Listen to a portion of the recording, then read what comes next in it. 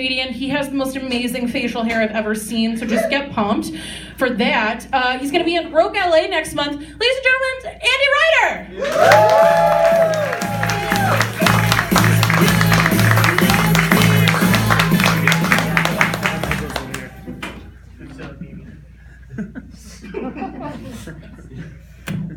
Pro.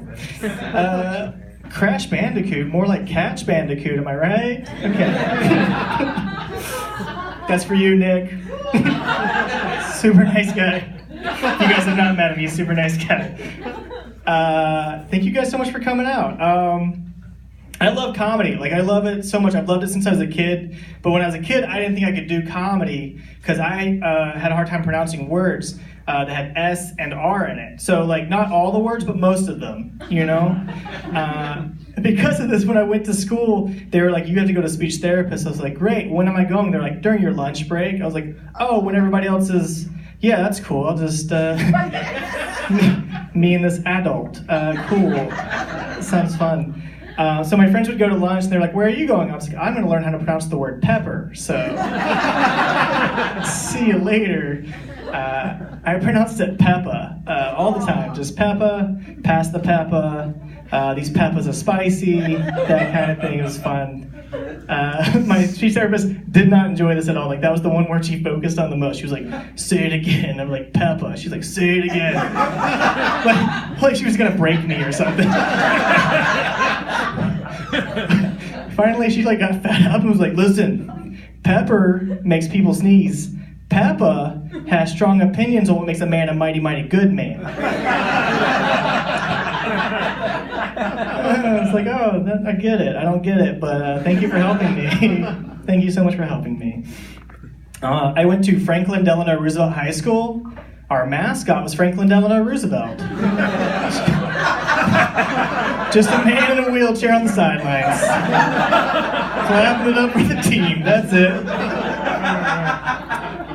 The worst part is our rival school's mascot was polio. So that was not a good time. Win or lose, you're gonna lose. That was the team motto. You won tonight, boys, but the sun's going down. Watch out. That's how it goes. I was in the school's Shy Club, which is for kids of our time talking to other people, or being around other people, or just being people in general. And they had a very broad categorization as to who belonged in that club. I liked it though because the only rule about the club was you don't talk about Shy Club, you write about it. Fun times, fun times. I had a lot of friends in high school who played Magic the Gathering. Anybody here play that game? That's how that game is played, just trying to find people to play the game with. Once you have enough, you're like, guys, the Gathering! Yay, Magic!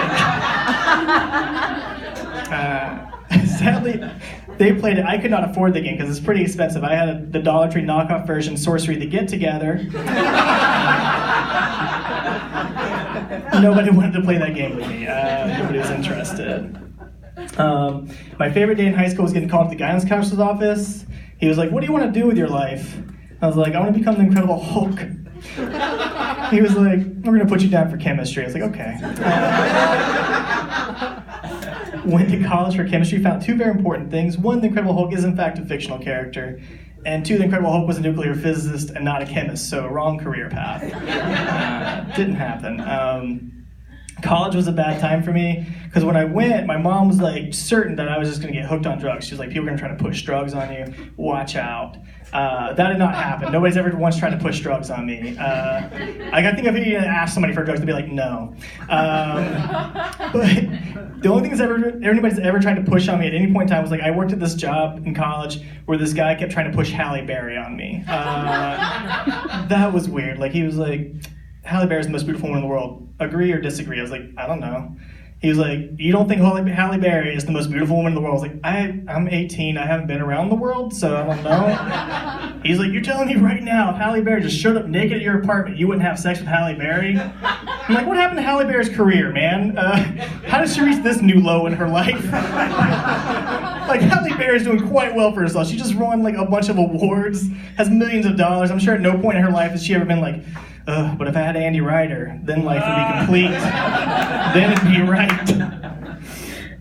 I was really depressed in college, and I got into just did a bunch of dumb things because that's what happens in college. I sadly got involved in Christian pornography, which is not as bad as it sounds. It's mostly fully clothed, fondling of the forehead, tussling of the hair. Some of the more hardcore performers did give each other Eskimo kisses, but I was like, I think God's got more for me than this. We'll find out. I did not date until college. Some people start dating in high school because some people are really good at playing hard to get, and I was really good at playing hard to want. So I was so good at that. So good. So my friends in college would set me up on these dates, but it was always with their other awkward friend. Because I think in their heads they were thinking, he's awkward, she's awkward, this is perfect. And that's not how that works. Two awkwards don't make a right. They just make a waiter super uncomfortable. And then he never shows up again. You're like, where's our food? Are we done? I think we're done. I met my wife in college, though. We met at an intervention, which is not usually where you want to meet somebody. She wasn't the person we were intervening on her behalf or anything like that. We were like, you've got to give up not dating me. We had a friend that had some kind of issue. I don't know what. I wasn't even paying attention. If 1 in the morning, you're like, we give up. Do whatever you're going to do, man. I'm done. But she and I, we didn't know each other, but our eyes met from across the room. We both started crying at the same time, and then I said, jinx. And then she said, that's inappropriate. I was like, you're not my mom. To which I still say to her to this day. I was married for 10 years. I still say, you're not my mom. Usually when we're having sex, it keeps me in the mood. So you're not my mom. This is great.